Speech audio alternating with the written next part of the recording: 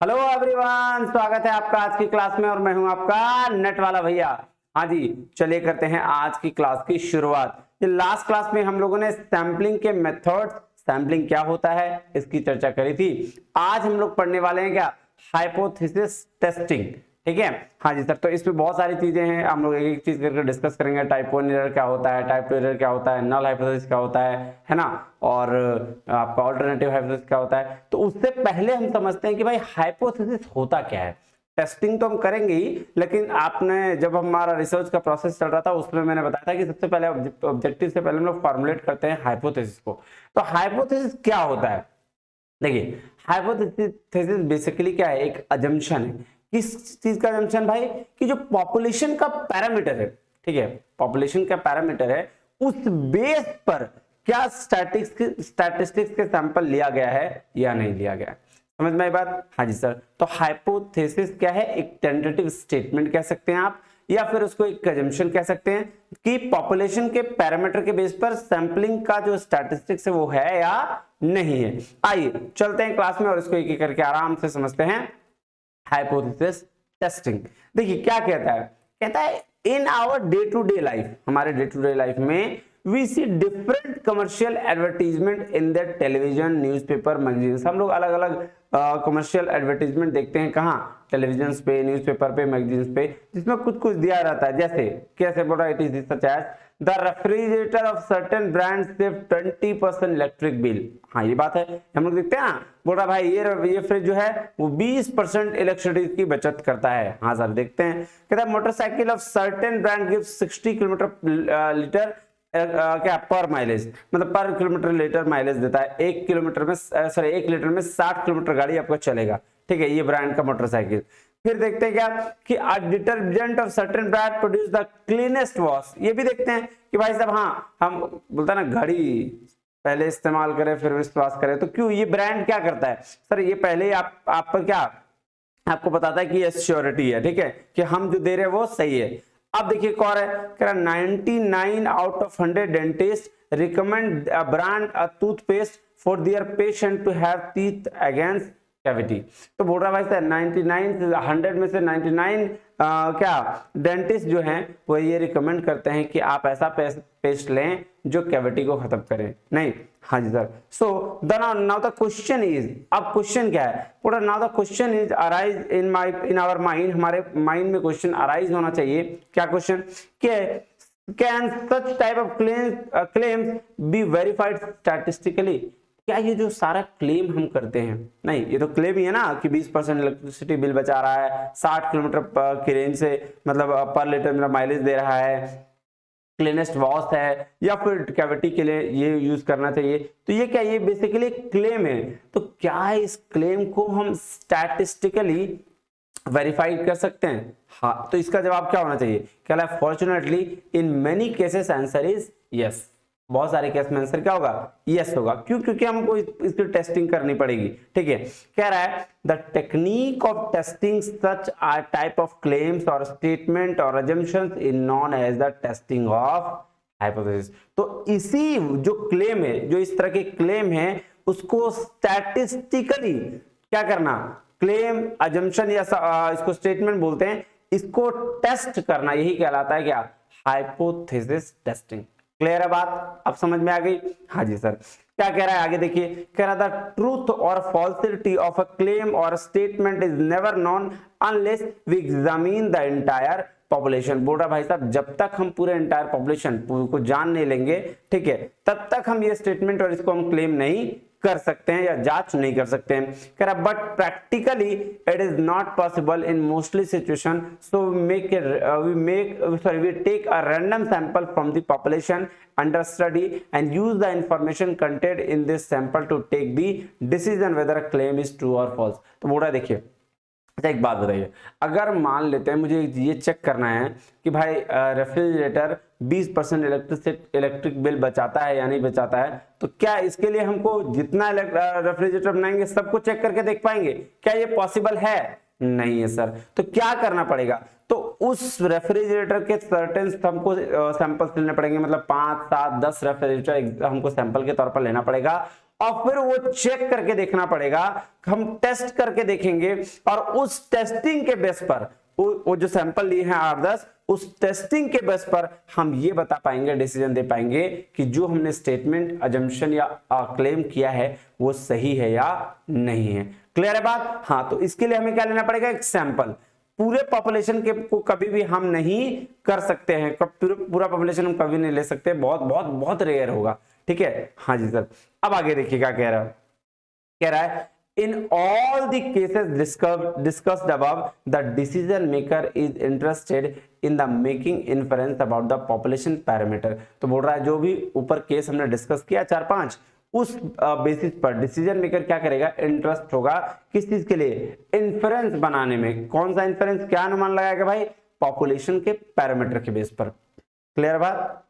हाँ जी सर। कह रहा है how he or she is not interested in estimating the value of parameter, but he or she is interested in testing a claim or statement or assumption about the value of a population parameter. Such claim or statement is postulated in the terms of hypothesis।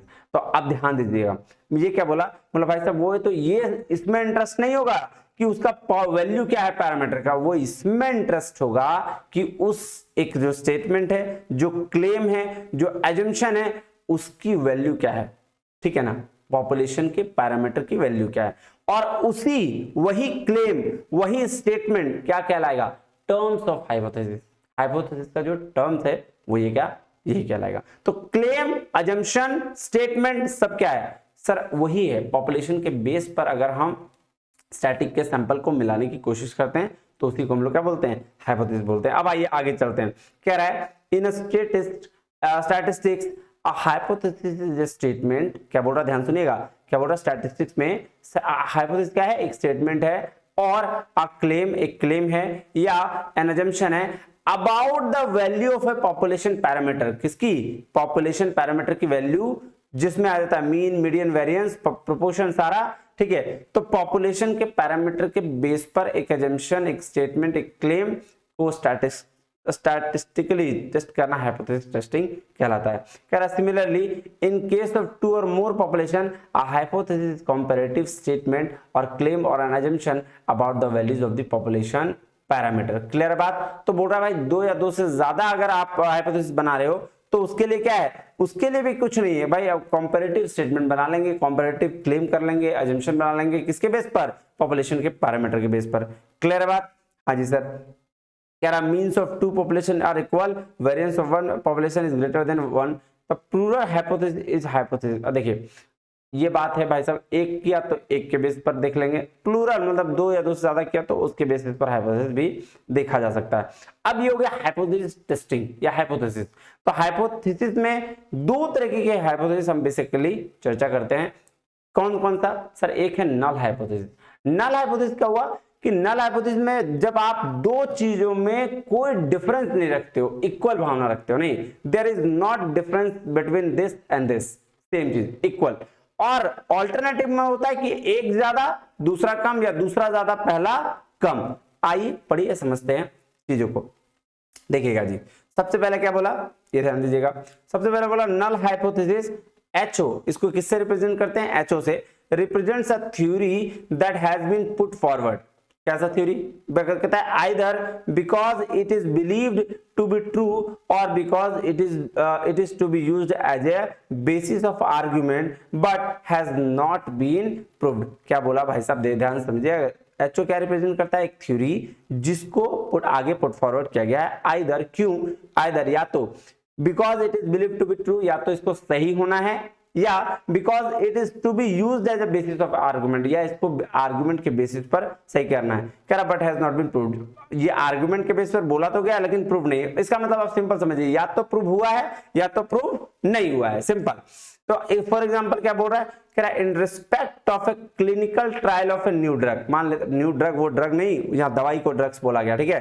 क्या बोल रहा है कि जब clinical trial करते हैं किसी medicine का, तो the null hypothesis might be that new drug is no better on average than the current drug. तो जब आप मान लेते कोई एक दवाई बनाए, अपने नया दवाई बना लिया, आप क्या मान के चलेंगे कि जो आपका दवाई बना है ना ही बहुत ये है ना बहुत ज्यादा ये है। मतलब क्या इसमें चेक करना है भाई, एवरेज है मेरा दवाई, ना बहुत बेस्ट ना बहुत कम, ये पहले मान के चलना है, एजम्पशन यही मानना है। क्या बोला कि null hypothesis might be that new drug is no better, better नहीं है ना ही बहुत ज्यादा बेटर है, नहीं बहुत ज्यादा कम है, ऑन एवरेज है, एवरेज मान के चल रहा है।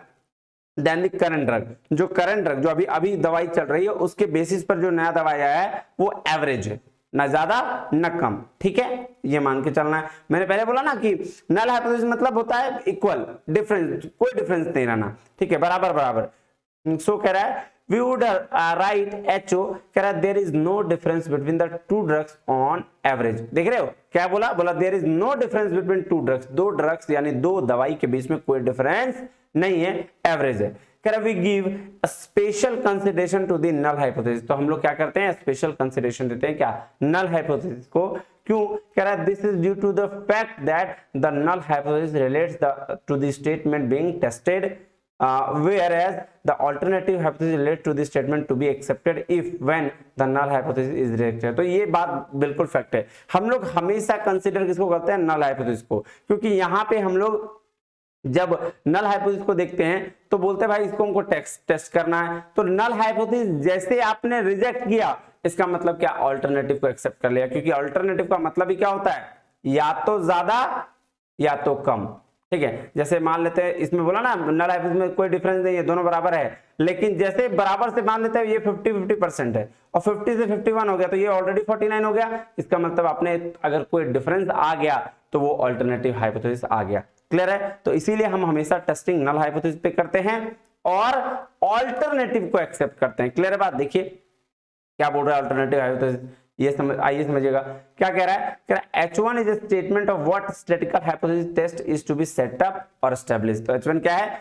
वैसा स्टेटमेंट जो हमको हाइपोथेसिस टेस्ट को सेट करने में, एस्टैब्लिश करने में मदद करे, हेल्प करे, ठीक है। फॉर एग्जांपल कह रहा है इन क्लिनिकल ट्रायल, एक क्लिनिकल ट्रायल है किसी नए ड्रग का, नया मेडिसिन का, तो कह रहा था alternative hypothesis might be that the new drug is has a different effect on average compare to the current drug. तो यहाँ देखो पिछले वाले में क्या था, पिछले वाले में कोई इफेक्ट नहीं था, जो करंट ड्रग था उससे ना ज्यादा ना ये एवरेज ड्रग से कोई मतलब ना ज्यादा था ना कम था, ठीक है, वो कहानी था नल हाइपोथेसिस में। यहाँ सीधा सीधी बोल रहा है कि जो अल्टरनेटिव हाइपोथेसिस होगा वो क्या होगा, नया जो ड्रग बना है यानी नया जो दवाई बनी है वो करंट ड्रग से डिफरेंट होगा, मतलब अलग होगा, ठीक है, चाहे कम हो या ज्यादा वो डजंट मैटर, लेकिन अलग होगा, ठीक है। हाँ, कह रहा है वी वुड राइट H1, क्या लिखेंगे, कह रहा है हम लोग H1 से रिप्रेजेंट करते हैं अल्टरनेटिव हाइपोथेसिस को, तो ये क्या कह रहा है ध्यान समझिएगा, कह रहा था two drugs have different effect, अलग अलग जो दवाइयां हैं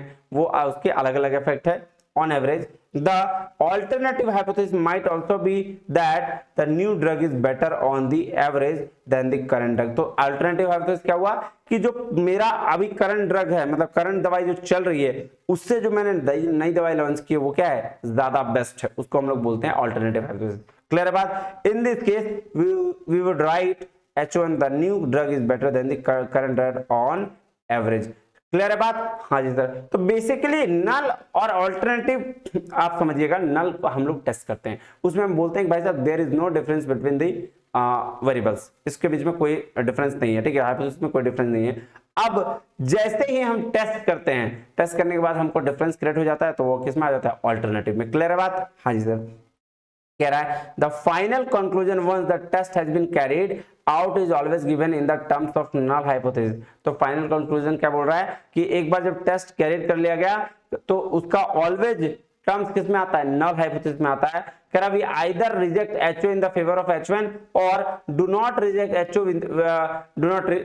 HO। बोल रहा है भाई साहब या तो हम लोग नल को रिजेक्ट कर देते हैं या फिर एक्सेप्ट कर लेते हैं, या रिजेक्ट नहीं करते हैं इसका मतलब एक्सेप्ट कर लेते हैं। So we never conclude H1 को हम लोग कभी कंक्लूड नहीं कर सकते हैं। So even H1 if conclude do not reject HO, this does not necessarily mean that the null hypothesis is true. It only suggests that there is not sufficient evidence against HO in favor of H1. So rejecting the null hypothesis suggests then the alternative hypothesis may be true। तो ये चीज बहुत बढ़िया से ध्यान से समझिएगा, क्या बोलता है बोलता है नल हाइपोथेसिस को आप जब बनाइएगा, नल को आप जब बनाइएगा तो आपका कोई डिफरेंस नहीं रहेगा बिल्कुल टेस्ट करने के टाइम में, लेकिन जैसे ही आपने नल को रिजेक्ट कर दिया तो आप तुरंत ऑल्टरनेटिव को एक्सेप्ट कर लेंगे। नल को रिजेक्ट करने का मतलब ये जो 50 वाला क्राइटेरिया था इसको आपने डिनाई कर दिया, और जैसे ये डिनाई करेंगे इसका मतलब किसी एक की वैल्यू 50 से अबव हो गई, और 50 से अबव वैल्यू हो गई तो ये 49 से हो गया। तो इसीलिए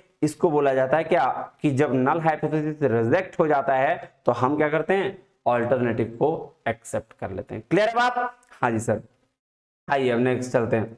ये देखिएगा, ये आपका चार्ट में आपको और अच्छे से क्लियर हो जाएगा, ये देखिएगा, ठीक है।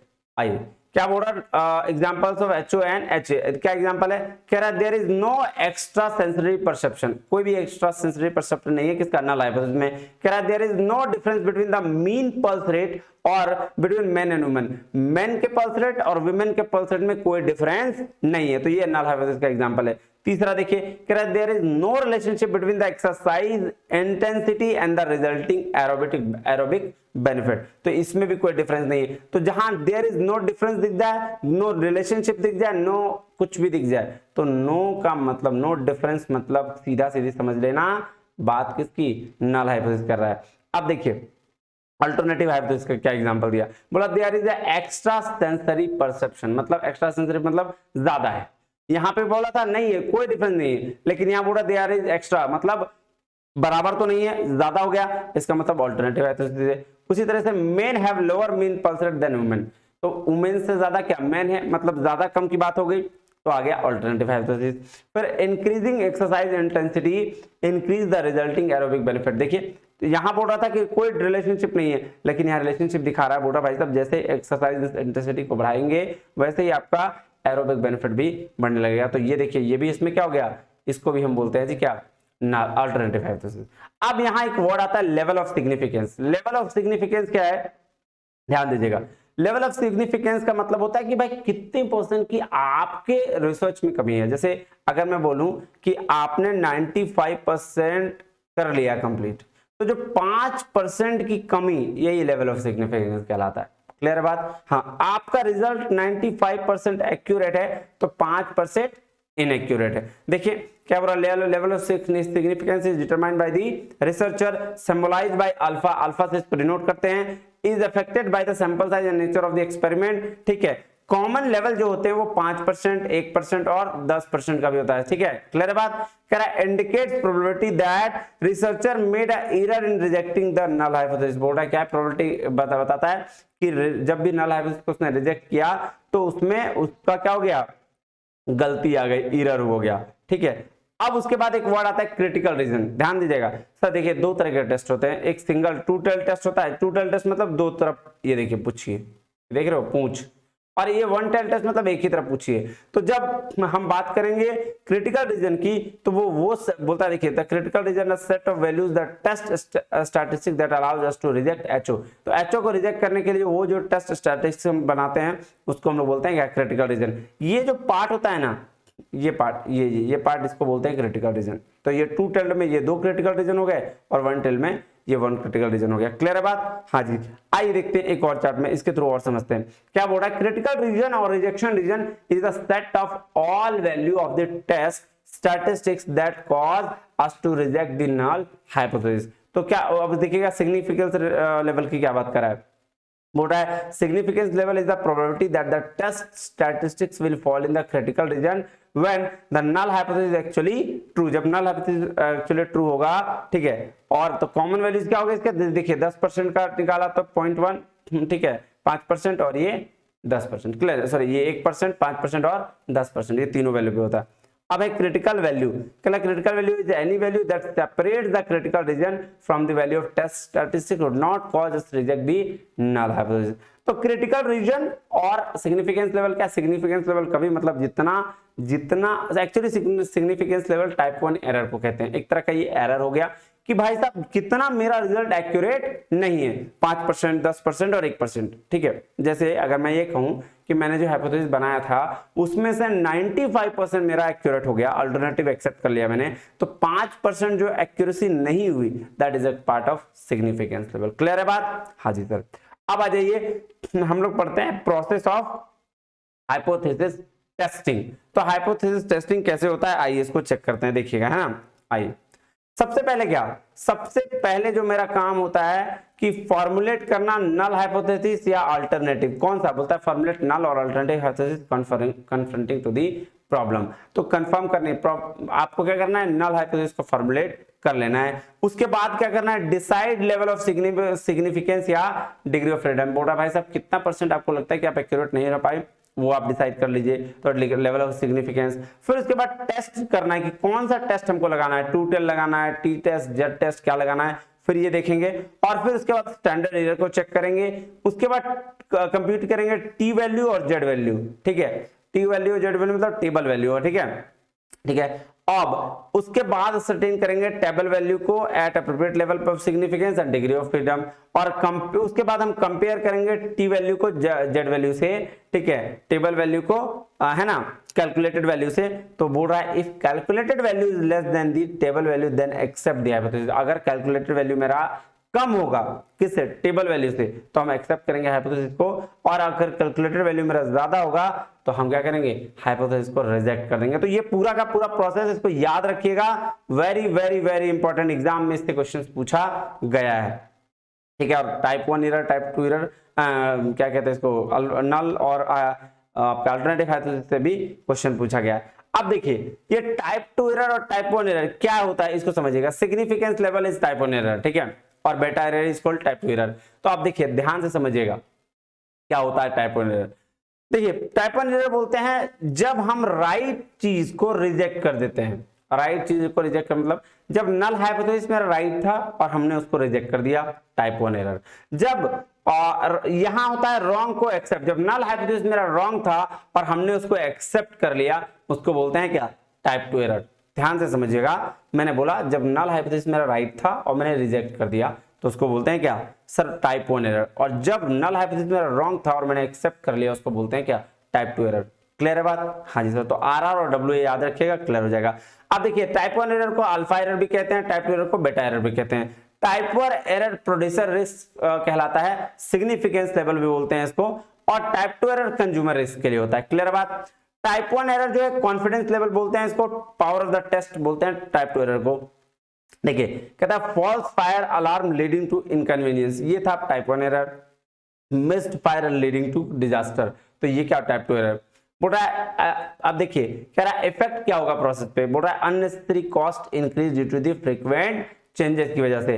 तो बोल रहा है डिफेक्ट में भी प्रोड्यूस्ड, ये टाइप 2 एरर में।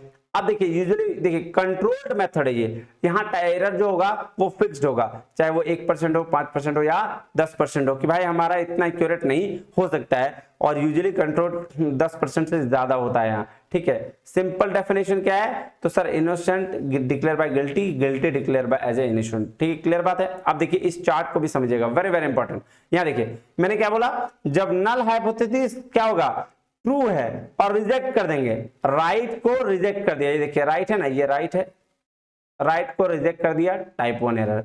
और जब राइट को नल हाइपोथेसिस रिजेक्ट कर दिया, जब फॉल्स है, फॉल्स रिजेक्ट कर दिया मतलब करेक्ट डिसीजन लिया है मैंने। जब फॉल्स कोई भी चीज फॉल्स है और उसको हम रिजेक्ट कर देते तो करेक्ट डिसीजन। अब आ जाइए नेक्स्ट, क्या नल हाइपोथेसिस क्या है, ट्रू है यानी राइट है और उसको रिजेक्ट नहीं कर दिया, हमने एक्सेप्ट कर लिया, तो फिर correct decision.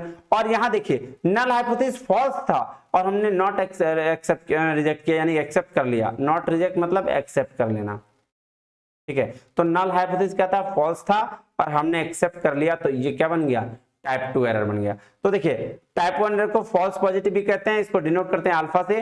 Correct decision true positive decision हो गया, ये इसको प्रोबेबिलिटी बोलते हैं 1 माइनस बीटा, ठीक है। और फिर देखिए करेक्ट डिसीजन यहां पे किया हमने, क्या किया, जब मेरा नल हाइपोथेसिस ट्रू था और हमने क्या किया, उसको एक्सेप्ट कर लिया, तो इसको करेक्ट डिसीजन बोलते हैं। तो ये ट्रू नेगेटिव कहलाता है और probability equal to 1 minus alpha कहलाता है। क्लियर है बात, हाँ जी सर। फिर से एक बार समझा दूं, समझा दीजिए सर। देखिए एक बार मैं फिर से बता देता हूं, ये ध्यान देखिएगा, ये नॉट रिजेक्ट मतलब एक्सेप्ट लिख लीजिए इसको पहले, और ये ट्रू को राइट भी आप लिख सकते हैं। तो एक चीज पहला वाला इस पे काम करते हैं पहले हम लोग। मैंने बोला नल हाइपोथेसिस अगर राइट है और उसको मैंने रिजेक्ट कर दिया तो क्या हो गया, टाइप 1 एरर। आइए अब दूसरा वाले पे, नल हाइपोथेसिस अगर फॉल्स है और उसको मैंने रिजेक्ट कर दिया, तो फॉल्स को रिजेक्ट कर लिया मतलब करेक्ट डिसीजन दिया इसको, ठीक है। फिर आ जाइए यहाँ नीचे, नल हाइपोथेसिस अगर मेरा एक्सेप्ट है और ट्रू है, ट्रू को एक्सेप्ट कर लिया तो करेक्ट डिसीजन। उसी तरह से फिर आ जाइए आप यहाँ और यहाँ कि भाई साहब नल हाइपोथेसिस मेरा क्या है, फॉल्स है, और उसको मैंने एक्सेप्ट कर लिया तो ये हो गया टाइप 2 एरर। तो ये ध्यान रखिएगा, आर राइट को रिजेक्ट कर दिया और रॉन्ग को एक्सेप्ट कर लिया, टाइप 1 और टाइप 2 एरर खत्म। आइए थोड़ा सा पढ़ लेते हैं फिर इसको करेंगे क्या खत्म। तो ये था जी आपका क्लियर। ये देखिएगा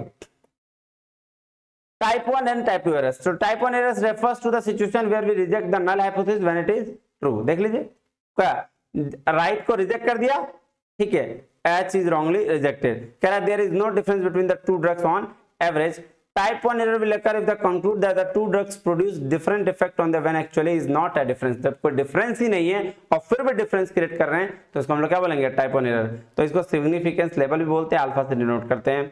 टाइप 2 एरर क्या हो गया सर, टाइप 2 एरर हो गया कि reference to the situation where we accept the null hypothesis when it is false. अब नल हाइपोथेसिस को जब हम एक्सेप्ट कर लिए जब वो फॉल्स है, मतलब रॉन्ग को एक्सेप्ट कर लिया, डब्ल्यू रॉन्ग को एक्सेप्ट कर लिए तो हम उसको क्या बोलेंगे सर, टाइप 2 एरर। देखिए क्या बोल रहा है, कह रहा है there is no difference between the two drugs on average. तो type 2 error will occur if we conclude that the two drugs produce the same effect when actually there is a difference. बोल रहा है भाई साहब same effect produce करेगा जब आपका कोई एक्चुअल में डिफरेंस है तो उसको हम लोग क्या बोलेंगे, टाइप 2 एरर बोलेंगे। तो बस दो चीज याद रखिएगा, राइट को रिजेक्ट टाइप 1 एरर, रॉन्ग को accept that is type 2 error. Clear है बात? हाँ जी सर। चलिए आज के लिए इतना ही, मिलते हैं अगले वीडियो में, तब तक के लिए बहुत बहुत धन्यवाद, थैंक यू वेरी मच, जय हिंद।